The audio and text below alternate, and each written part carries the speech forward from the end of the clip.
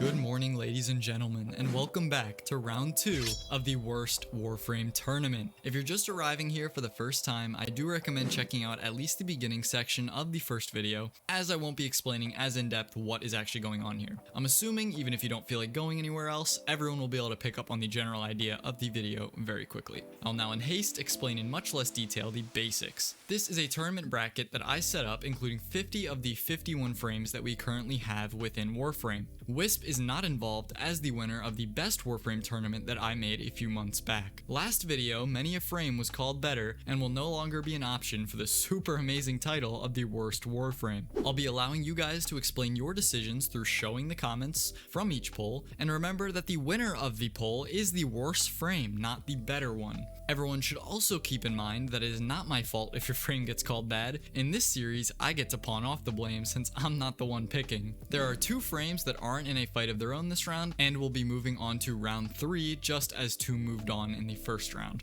Last thing to mention is that the voting for round 3 will begin very soon after this video's release. So if you're interested in putting your opinion out there, that will be taking place over on the community tab. That being said, let's jump in to our first bout in the Warframe Battle to the Bottom Part 2. Round 2. Fight. Sack of Stones Atlas versus Bountiful Crits Banshee. Both capable frames, not the best of the best by any means in the grand scheme of the game, but both can hold their own and excel in their own way. But I asked who was worse, even if marginally, and you answered. That answer was The Rock. Atlas is the worst frame of the 2 in the eyes of your fellow Tenno. Personally, I probably would have gone with Atlas as well, but again, just barely. What did you guys have to say about this one? Well, why don't we go find out. Let's start with a comment in regards to Atlas being labeled the worst of the 2. This comment comes from a self-proclaimed Atlas enthusiast, I'm a noob. He states that although he enjoys punching enemies senseless until they have the same brain cell count as Jake Paul, Banshee has much more potential. In his own words, Atlas punch very hard like rock, Banshee scream like my mom when she sees my grades. You know, I'll probably show a little more in-depth comment for this choice, but humor helps me talk about these frames like 10 videos in a row without going clinically insane, so expect more of these types of comments to be shown, mixed in with the more exact ones. That being said, how about a more in-depth comment? Well, just a fellow Nintendo explains how exactly Banshee is a champ, and how you can make her one yourself. If your problem with Banshee was that you were dying a lot, listen up. He states that using Decaying Dragon Key, Brief for Spite, and Augur mods makes Banshee a crazy shield gating frame. The reason for this is that playing Banshee requires spamming her 2 and keeping her 3 up at all times, basically resulting in a constant replenishing of your shields, which, you know, is how you shield gate in very simple terms. He finalizes his opinion by stating that without the helmet, Atlas just struggles. And yeah, I guess I forgot to mention at the very start that we're comparing these base frames. But don't worry, I put reminders on every one of these polls so the people voting knew that. The reason for this is mainly the fact that if your frame choice only wins because you're putting someone else's ability on it, in my opinion, that's not a good frame. We're comparing these frames on the fact that their base kits can stand on their own 2 feet. Anyway, great points from I'm a noob and Nintendo, and kind of a build suggestion there. So, what about the Atlas players? Well, there were a few. This one comes from Scottish Boy 112. He expresses that he believes Banshee is far too weak and the damage boosting she provides is situational. Quote unquote, best case, it pops a spot on the head for massive damage. Worst, it puts it on the pinky toe. He adds that yes, it's spammable, but in his opinion, if you have to spam an ability to get the outcome that should have just been one button press, it is not a good ability. I can't say I 100% agree with that. I mean, look at Gauss's Thermal Sunders. Spamming that exponentially increases the damage on those enemies. Yeah, I guess it's not really the same kind of scenario there, but that's why I said 100% agree with that. I mean, like, I mostly agree with that. It just is very situational on what exactly you're talking about when it comes to spamming an ability. He goes on to explain that Atlas's protection capability and aggro with the Big Rock Henchman is very fun. Alright, I hear ya. I don't really play Atlas like ever. I have mastered and tried out a few builds on the normal and the prime variant, and he just never stuck with me. I'm not saying he's bad by any means, he's just not my kind of frame, I guess. So in conclusion, Atlas is Atlas. Thank you, moving on. Round 2. Fight. 2 armor strippers are up next. No, not that kind of armor stripping. Jeez, get your head out of the gutter, guys. Come on. The queen of fiery evisceration, Ember, versus the guy with a Ninjago move who calls the boys, Caliban. I like Caliban more. I know, Bonk. Why? Well, the reason is because I just read a comment that named one of his abilities calling the boys. That is why. Anyway, Caliban was actually labeled the shit frame here by a long shot. Yeah, it wasn't even close. And that first one wasn't close by any means either, but this one was worse. And it came down to one main point worded differently across many comments. This point was the lack of cohesion within Caliban's kit. Lots of people seemed to be unhappy with how random it seemed DE chose his abilities, and the fact that the few things that Caliban can do, mainly being like CC and armor strip, Ember can also do, while being a nuke frame on the side. There were a few mentions of Ember's little annoyance in the form of the heat bar and her energy problems, but again, like last video, in my mind, a more focused playstyle shouldn't always mean worse. Although, it is up to you, and the choice you all made was that Caliban should be Calibanned. Nah, not really, actually kind of the opposite as he is moving on, but I wanted to say that anyway. Was there anyone that liked Caliban? Well, yeah, of course. The last video actually kind of blew up in terms of my channel, and now there is a shit ton more comments to sift through for each poll, and I'm all for it. We're getting all the opinions. Hell, there's even more than one person that advocates for Inaros later. Yeah, I know, nuts, right? Glass King is here in favor of Caliban. In his words, playing devil's advocate. He believes that people are still viewing Ember with a bit of nostalgia, or in his words, with rose-tinted glasses. Because of the good old days when she was OP fire go lady, he mentioned that Caliban has a bunch of versatility, allowing for lots of debuffs beyond stripping armor, just stripping defenses in general, making him good when fighting Corpus too. And while Ember's DPS isn't forever, Caliban's tanking is. Maybe. I mean, tanking is only gonna get you so far in Warframe glass, so I hope you have a powerful 4 build on. He goes on to state that Ember needs to manage her immolation meter like a mom with 5 kids, and that can cause some issues. And that is that for this matchup. Caliban will be moving on up. You'll get your chance when Irelia appears. Round 2. Fight. Oh boy, this next one. Although not close, this poll's comments seemed way more interested in this outcome than most. Our next match was the voracious vitrifier Gara versus the icicle incarnate Frost. There were more than 100 comments on this one, and to be honest, if the poll wasn't telling me Frost was the worst one by a long shot, it would be very hard to see that within the comments. Both sides were extremely steadfast in their opinion, and many an argument was had. And I'm actually going to focus in on one of these little scuffles between commenters, as it provides reasoning for both points of view. It starts with a comment from Marooned. He is in favor of Frost and is extremely surprised by the huge margin. He then continues to explain that Frost can lock down areas, inflict true damage, armor strip if you have brain cells. He made sure to clarify that. He also sees Frost as a very high skill cap frame that is overlooked because people see him as a baby's first defense frame, which he is just not anymore. And so far, I'm in agreement with this. I think Frost is nutty. And to be honest, I was like that. I once thought of him as a defense frame only. Like, I'm dumb, and I did think that. And now I have learned I was totally wrong. But then comes Taois, our Gara boy, to make his point. He claps back with the, if you build her properly, Mass Vitrify deals millions of damage per whack on its own. That's some big boy damage for sure. But Maroon asks for details. Now it's getting interesting. Those details were provided, not like super in-depth, but he does explain how you would go about getting these numbers in a very basic sense. He explains that you need to use a stat stick with damage mods and a good ribbon with some power strength added. He makes it clear that if you don't use the stat stick correctly, you will only be seeing around 100,000 a hit. He also says he doesn't even have to use melee arcanes in his personal build, as the Mass Vitrify already does around 3 to 4 million per, as the stat stick and ribbon are good enough. There's a lot more there too, but I need to move on eventually. He does say that this build is available to see on Overframe though, under Steel Path, Zeraman Pillaging Invisible Gara build by Tau. And yeah, sounds like he uses Helmet, but from what I can tell, obviously it's Pillage, and yeah, obviously that would help a lot with stripping armor and stuff, but it sounds like you could ignore that part and still get some really great damage out of a build like this on base Gara, just with the stat stick, power strength, and ribbon. Anyway, I talked about this one for a good while, and I think it's time to move on. Thank you for sharing your build, good sir. Hopefully you helped out a few players with their Garas today. Round 2. Fight. Fat Boy versus the super ricked Greek dude. Grendel versus Steinx. Sty was actually given a free pass during the first round, so this is his real first matchup. And yup, he's worse. Unlucky Greek goofy ass, you can't beat the big meatball. Yeah, I mean, last video I had mentioned I hadn't messed around with the new Grendel a lot, and now I have. He's OP, and yes, I enjoy Steinx, and I want it to be known that he's one of my favorite for running lower level stuff because I just love spamming his 4 and AC 130 spear attachment mode from abubbing everything. But Grendel is just busted now. So let's go take a look-see at some comments. First one comes from Marshy, acknowledging that both of these frames are definitely capable in their own right, each clearing harder end content with ease, and providing some pretty cracked buffs to their teammates. But Grendel's rework puts him right on top easy. And at the end, he also adds that Sty probably won't make it further as such a strong option, and I can't say I disagree. I'm hoping he doesn't go further as well, but we shall see. I mean, people have been making predictions for the winner or loser. Damn, here we go again with the confusion. But in reality, this could go anywhere, and I'm hoping it ends different than everyone's expecting. I've had different predictions too, so that at least gives me hope. Wait, we can't move on. We need a pro Steinx comment. Who is the Gladiator's best bud around here? Well, David comes in with the Sty is a god amongst Warframes. A little hyperbole, me boy, but okay, I guess. Boasting constant energy regen, HP and shield regen, 100% defense stripping, and fat/procs. And yes, he made sure to type fat a fat way. Pretty visually appealing to me, I'm not gonna lie. I don't know why. Anyway, I can't say I agree with Steinx being a god part, but I guess he does have some valid points that make his decision easier to understand. We'll see what happens to Steinx next round. See you later, Gladiator. Round 2.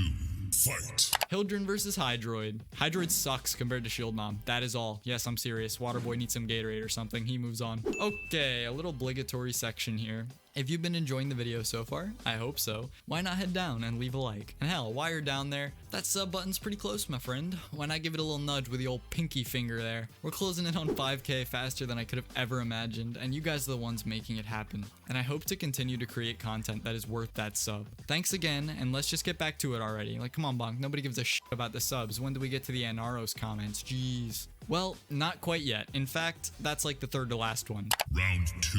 Fight. But we do have Palpatine versus Limbo, the multi-dimensional drip king that was neutered by Eximus changes versus the frame capable of unlimited power. Yeah, I know the jokes are probably getting old that she's Palpatine at this point, but I will never stop. It's just a fact in my brain that Gara doesn't even exist anymore, only Lightning Finger Lady. So, who was worse? Well, yup, it's the frame that basically got a hit right on the forehead from DE when they messed with Eximus's Limbo. Bet he still looked clean though. And I'm guessing you guys will be able to see the reasoning from the comments as it is the same as mine. Just one simple word, Eximus. Keep in mind, a lot of people misunderstand. Limbo stasis still stops the bullets from the Eximuses, just not the abilities. So it still hurts, just not as bad as everyone seems to think. And I'll just kind of run a comment pipeline on screen of everyone being sad that Limbo's capability was murked. And don't get me wrong, Limbo is still a very powerful frame, even if I hate this guy. And no, I don't leave matches like a little baby when I see one, even though I don't like him. If you do that, you have a small dick. It's a fact. Don't leave matches, guys, unless you have a real reason, like a teammate's being an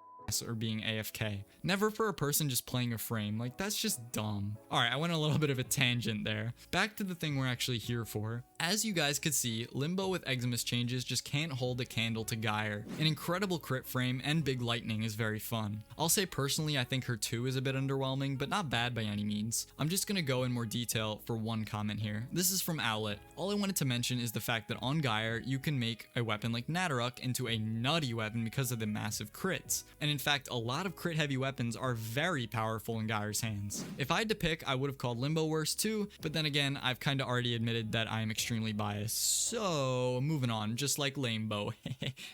Ha ha ha. It's free pass time, baby. Actually, gonna tell you both here so I don't have to later. The first one is Loki. Good, I hope he goes further. Literally the most boring frame ever. Yes, more boring than Octavia in my opinion. And the other, well, it's actually our newest frame who took the W and or L. I'm telling you, this is confusing for me too, I promise. Against Zephyr last round. Wicked Wolf Varuna. I actually really liked Varuna, and it kind of sucks that I've been seeing a lot of people not enjoying her as much as I was. But again, just because they go to the next round doesn't mean they're gonna be in the finals. So there's still time to fix this blasphemy. Not the Loki one. Again, get him to the semifinals at least. I probably shouldn't be biasing this tournament, telling you that, but too late, be biased. I dare you to tell me you haven't been voting slightly biased this whole time. Yeah, that's what I thought. Let's jump on over to the right side of this good old bracket. Round 2. Fight. A clown capable of catastrophe, Mirage, and the undead unifier Necros. Another set of some pretty good frames. But once again, we aren't here to say if they're good. We're here for you to tell me who's worse. And today, that was Mirage. Personally, I 100% agree with this. Necros is just amazing at a million different things and can deal with Steel Path pretty easily. Mirage isn't bad by any means, but pure damage only gets you so far in more endgame content. And sadly, Mirage is not that tanky in any sense of the word. Yes, shield gating exists, I know. But Necros can tank, strip armor, loot, etc. He's just got it all. We aren't here for my opinions though. After all, you guys voted her worse too. But is it for the same reasons as I would? Probably, but we shall see. Just Call Me Genji is our first opinion to look at in favor of the true outcome here. Why does he think Mirage is the worst one? Well, summarized, he believes that although Mirage can pump out impressive amounts of damage, an enemy can kill you by breathing in your general direction because you aren't usually built for survivability unless you have to waste a mod slot on Rolling Guard. Yeah, true. I mean, most people use Rolling Guard in a lot of frames though, just because it's such a fucking amazing mod. And I mean, I will say Necros also has to use a mod slot for his full potential, and possibly 2 actually for his augments. So I don't know if using a mod slot would be my reason in this specific scenario, but again, it was your opinion, and if you think this is why Necros wins, this is why Necros wins. But how about a Mirage moocher? Well, Sheriff is up next, and I'll summarize again. He thinks that Necros is a better generalist frame, but Mirage has an insanely powerful damage buff, plus Hall of Mirrors for even more DPS, making her one of the best weapon platform frames. By that, he means they're good for the weapon they're using. Like, they just make the weapon better. It seems obvious, but I feel like I should say that anyway. Which he believes is also enough to make up for the lack of looting power that Mirage doesn't have in this matchup. And alright, I will say that looting in a looting game definitely adds a lot to Necros' winning potential here, and you can actually see that through a few comments I'll throw up. I'm not surprised Mirage was called worse. I guess we'll see if somehow she continues to go ahead in the search for the shittest. Round 2. Fight. Alright, who is next? Well, one of my favorite frames, Protectorate Protea, like top 5 at least, versus the healer that isn't Wisp, so Lamau who cares unless it's Eidolon's Oberon. Yes, I'm aware he's good in Eidolons, but guys, Protea is broke AF. One of, if not the best shield gating frames. Dispensary alone is one of the best support abilities in the game. She has some nutty damage, especially after the new Archon mod released. And yeah, her 4 may be a little annoying, but being able to get all your energy back and just spam all those OP turrets again is pretty powerful in my opinion. Oh, and of course, badass side flip. That being said, my opinions aren't why Oberon was voted worst by a long shot, your opinions were. So why not check them out? Raz comes in with the first. He admits that Oberon is one of his favorites when he started out the game, being a whole mix of nuking, healing, tanking, etc. But in current day Warframe, he believes Oberon is not only outclassed, but replaced by things that aren't even frames, like operator abilities and or arcanes. And yeah, I mean, he still has his uses in very specific cases, like I mentioned earlier. Eidolons are still a great place to bring in Oberon if you know what you're doing. Next up, email.dash explains that although Oberon has great things like status resistance, armor shred, CC, and healing, those don't really scale, which ends up hurting him in the long run. He goes on to explain that Protea can give her whole team overshields, health, energy, and ammo regen, all while being extremely self-sufficient. And I wholeheartedly agree. Protea can just do so much more than Oberon, and in fact, I'd say that one ability on Protea makes her a better support than Oberon already. And okay, you can be mad I said that, but I'm not changing my opinion on this. Oberon as a healer has been left in the past, and it's time to move him up so we see him in the future. Oh, and Band of Brothers here recommends things that aren't Oberon for Eidolons if you don't have him, and frames he believes are even better actually. Haro for immunity during the phase as well, but you also get that crit buff, or an energy vampire Trinity. So yeah, Oberon isn't even the only pick for the one thing he's actually used for. Round 2. Fight. Rampage and Rhino versus the maitre d' of mind control, Nyx. Both capable of great things like big CC damage potential through either armor stripping or a buff, but one is worse. Also, to be honest, I don't see these frames all that much anymore, so I don't know who I would go with here. I don't even play these guys. I also just think both are really boring to play, and that's why I don't play them. But the people knew. They overwhelmingly knew, and that choice was Nyx being nixed from the running. Just kidding, as the worst frame she moves on, but I like making really bad puns, so I said it anyway. Yeah, Nyx is worse, but why? Well, let's go to a comment from a staple around here, Maverick Denduri, who thinks Rhino is better. Then look at a reply to Maverick's comment from Darkeye, who made his case for Nyx. That way we can see both points of view in a matchup that in my opinion should have probably been much closer than it was. Maverick explains that Rhino is easy to obtain and a very cheap frame, and that he can pretty much do all content. He also explains that Nyx can do level cap and most content, but only because of her CC. He then says that Roar alone is mega helpful and Stomp's CC is just as good or better when you add duration. He thinks that the only people who would pick Nyx over Rhino are people who just enjoy using Nyx's kit more than Rhino's. And I mean, that'd be valid. Again, in my mind, these frames are so extremely similar in their capability that if it comes down to fun factor for your final decision, go for it, champ. Darkeye's comment is here next though, remember. They explain that Nyx comes with one of the cheapest yet strongest armor shield strips in the game. Her Force Augment basically makes you invincible, which is just factually better than Rhino's Iron Skin. And finally, he proposes the question of why use Rhino 1.0 when Rhino 2.0 do trick in the form of Neja. Anyway, Nyx will be moving on up, and I won't be surprised to see her go a little bit further. Or will she? Round 2. Fight. We've arrived. Insignificant ability Zaros versus 1 bazillion Forma Phantom Safgoth. And although I tried to give Inaros a slight chance by putting him against the frame that most people just subsume, it didn't matter. Especially since I made it a rule not to think about Helminth in your reasoning. Maybe I kind of forgot about that. Anyway, Inaros is 100% worse. He's just a useless frame anymore. He just is. You literally just stand there. That's all. That's Inaros' playstyle. Anyway, early on I promised to show some comments that were pro Inaros because I just couldn't believe it was true. And here we are, so it's time to show them. We'll start with a mild one, more in the middle. Mr. Realm explains that he was a years-long Inaros main. Wow, how exactly are you still sane? Moving on, he says that the main reason was how brain-dead Inaros' gameplay was. Yeah, that's why. Which fit with the amount of energy that he had left in the tank at the end of an apparent very strenuous workday. So, there you go. DE didn't make Inaros bad on purpose, guys. He's just meant for 10-hour shift manual laborers that can barely stand up at the end of the day. And by the way, I'm a welder, so I get it. I will say though, you could have probably went with Octavia and had the same lack of interaction with the game while still doing more content. Just saying. I'll add on at the end that he realizes Inaros is a shit frame now with no real abilities and a worse passive than Safgoth, who he's literally against. Alright. Were there any Inaros players that were steadfast in their choice and refused to admit he's bad? Well, Matthew says Inaros was his main for a while and he still plays him, just using Negation Swarm and Adaptation to never die, allowing his weapons to deal with enemies. Like, you're admitting to having to specifically use your weapons to actually get any kills. I feel like that should tell you something. I don't know. I'm sorry, but like, Safgoth has Gloom. I feel like that alone just makes him just as strong survivability wise as Inaros or better. Not to mention that Sev has more fun abilities in general, even if he's a pain to build. I don't know, that's just my opinion. I feel like I've made it very clear on this channel across many a video that while Zaku is my favorite, Inaros is like the only frame I actually hate. And yeah, Hydroid isn't fun for me either, but at least I can do like a wave speed build, and that's like something, right? Put it simply, if you've played Warframe for at least once in your life, you know who you should be voting. That was Hobbit, by the way.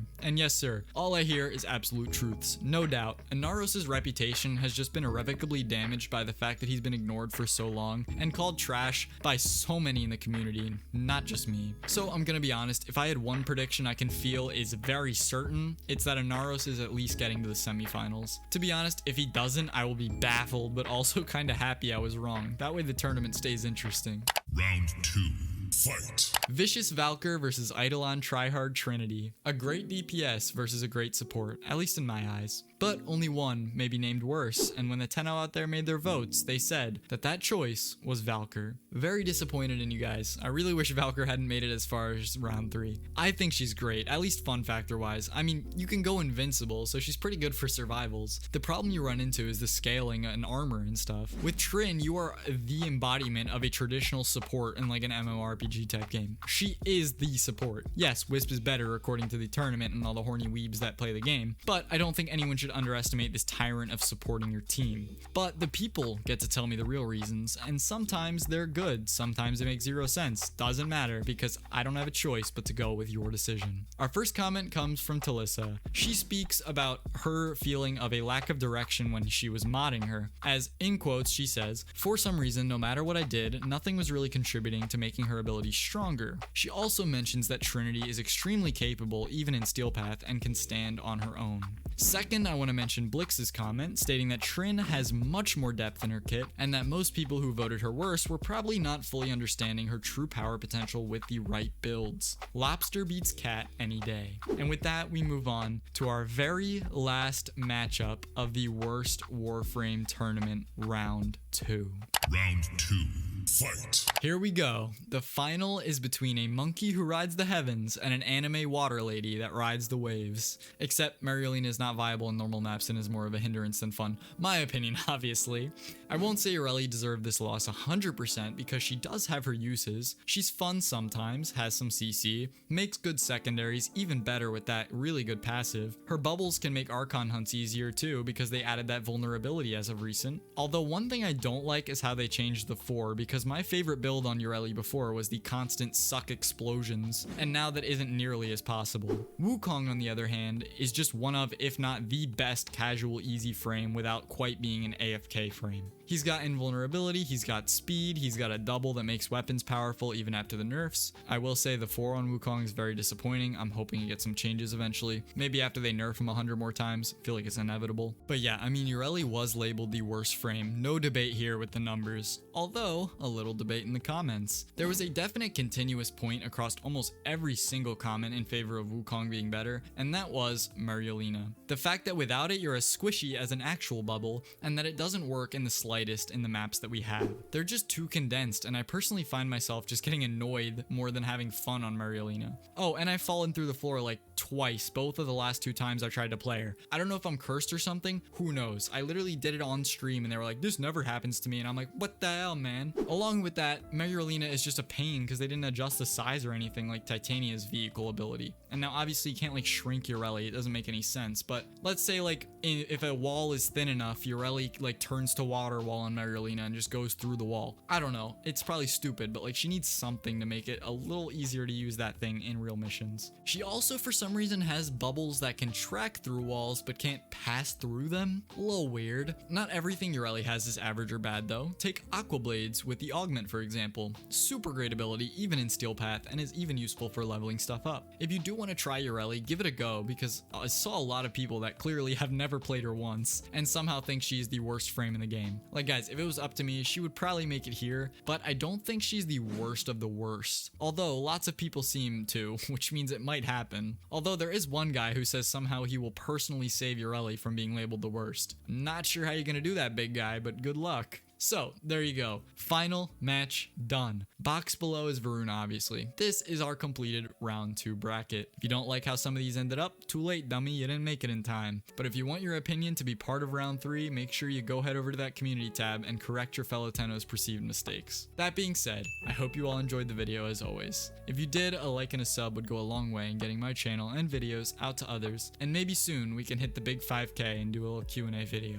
We're growing nutty fast. Like when I released my last video, I think we were at like 3.4. It's crazy. Thank you all so much for 4,000 subs, and I hope to continue to create content that you all enjoy.